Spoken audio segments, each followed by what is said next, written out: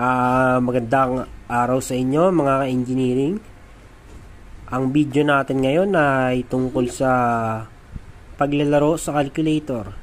Kung kayo ay naboboring, hindi nyo maintindihan ang topic nyo, ganito ang gawin nyo. Una, pindutin nyo to. Over. Yan, 2 beses nyo pindutin.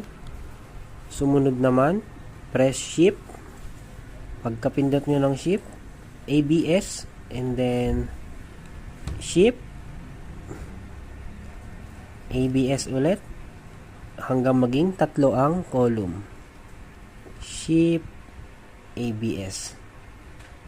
Tapos repeat lang natin yon hanggang makabuo tayo ng 3 column. Shift, ABS, shift, ABS.